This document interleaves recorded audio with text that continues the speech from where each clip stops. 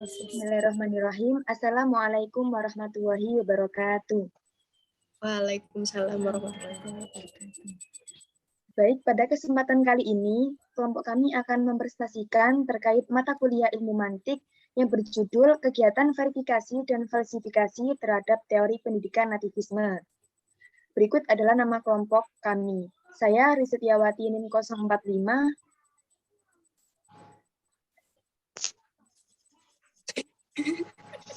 Dan ada teman saya, Ramadia Anilam NIM 012, Pak Izatun Nur Silvia NIM 040, dan Cindy Trividiawati NIM 051.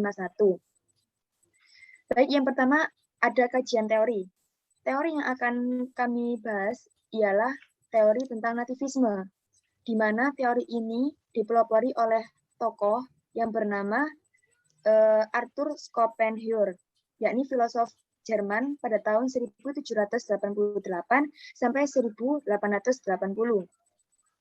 Nah, pada teori nativisme ini, ia berkeyakinan bahwa anak yang baru lahir membawa bakat dan kemampuan dan sifat-sifat yang dibawanya itu menentukan dalam pertumbuhan dan perkembangan anak manusia.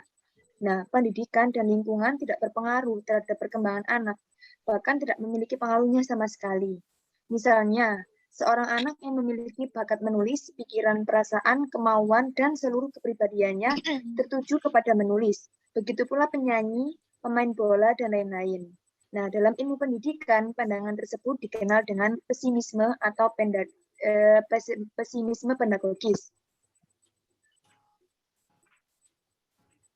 Kemudian juga pada teori nativisme ini telah ditegaskan bahwa sifat-sifat yang dibawa dari lahir akan menentukan keadaannya. Nah, hal ini tidak bisa untuk diklaim bahwa unsur yang paling mempengaruhi perkembangan anak adalah unsur genetik individu yang diturunkan dari orang tuanya. Nah, dalam perkembangannya tersebut, anak akan berkembang dalam cara yang terpola. Sebagai contoh, anak akan tumbuh cepat pada masa bayi, berkurang pada masa anak, kemudian berkembang fisiknya dengan maksimum pada masa remaja, dan seterusnya. Kemudian akan dilanjutkan oleh teman saya. Yang kedua ada asumsi terhadap teori nativisme, di mana dalam pandangan teori ini menjelaskan bahwasanya faktor lingkungan kurang berpengaruh terhadap pendidikan dan perkembangan anak. Oleh karena itu, hasil pendidikan ditentukan oleh bakat yang dibawa sejak lahir dari anak tersebut. Dengan demikian, menurut aliran ini, keberhasilan belajar ditentukan oleh suatu individu itu sendiri. Nativisme berpendapat jika anak memiliki bakat dari lahir, ia akan menjadi jahat. Dan sebaliknya, jika anak memiliki watak baik, ia akan menjadi baik. Pendidikan anak yang tidak sesuai dengan bakat yang dibawa tidak akan berguna bagi perkembangan anak itu sendiri. Dalam hal ini, penulis berasumsi bahwa teori nativisme menjadikan pembawaan sebagai faktor utama perkembangan anak. Tentunya teori ini tidak dapat diterapkan dan dijadikan patokan dalam hal pendidikan. Karena jika melihat teori ini, anak akan bisa berkembang melalui pengalaman belajar yang ia dapatkan, serta lingkungan sekitar yang telah mendukungnya. Dan adapun kritik terhadap teori nativisme yang akan dilanjutkan oleh teman saya. Kemudian ada kritik terhadap teori nativisme. Teori ini menegaskan bahwasanya sifat yang telah ada sejak lahir pada suatu individu akan menentukan suatu keadaannya. Proses kehidupan manusia juga tergantung dengan apa yang dibawa sejak lahir. Tetapi dalam nativisme tidak menjelaskan bagaimana seorang lahir dengan membawa potensi. Apakah memang potensi itu mempunyai hubungan sangat erat dengan kondisi orang tua atau tidak.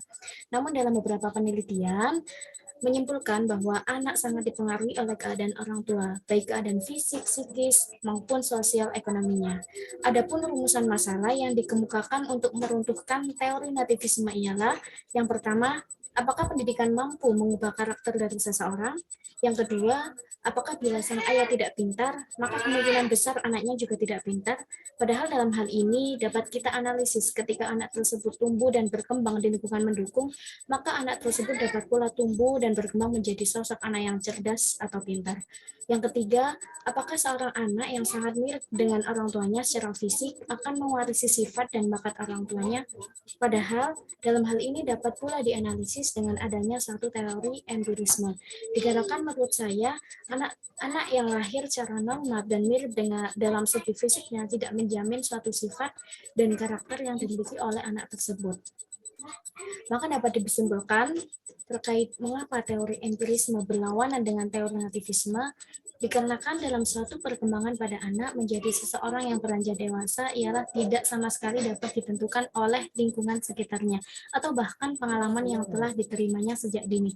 Sama halnya dengan suatu ibarat kata bayi yang lahir ialah seperti kertas putih yang bersih, di mana bayi akan tumbuh dan berkembang. Hal tersebut dapat diibaratkan dengan seorang anak akan terbentuk dengan sendirinya karena karakter dan sifat yang dimilikinya, tergantung pengaruh dari luar yang datang.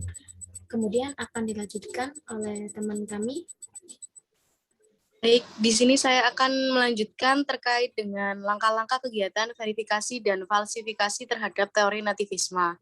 Untuk menguji suatu teori, harus merumuskan rencana kegiatan verifikasi dan falsifikasi. Maka di mana langkah-langkahnya itu harus dilakukan secara berurutan. Berikut adalah langkah-langkah untuk melakukan falsifikasi suatu teori. A, yaitu melakukan perbandingan-perbandingan secara logis dan ilmiah terhadap teori-teori yang ada sehingga diketahui konsistensi internal dari teori tersebut. B, selanjutnya melakukan penyelidikan atas validitas ataupun kesesuaian teori tersebut dengan logika berpikir, sehingga akan diketahui apakah terdapat ciri empiris atau ilmiah dari teori tersebut. Lalu, yaitu melakukan perbandingan antara teori satu dengan teori yang lain untuk mengetahui apakah teori tersebut telah tahan uji atau belum. Lalu yang terakhir yaitu langkah penerapan empiris setelah seluruh langkah sebelumnya telah diterapkan. Tahapan berikut seperti yang dijabarkan di atas merupakan suatu usaha untuk mengetahui sejauh mana berbagai konsekuensi-konsekuensi baru teori itu bertahan terhadap tuntutan-tuntutan praktis, baik yang muncul karena eksperimen ilmiah ataupun penerapan praktis dari suatu teknologi. Sebuah kesimpulan tunggal atau acceptable atau terbukti atau verified akan didapatkan ketika telah dilakukan pengujian, sehingga teori tersebut dapat dikatakan lolos untuk sementara waktu.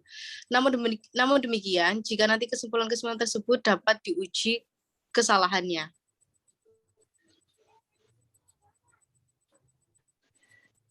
Baik, cukup sekian presentasi dari kelompok kami.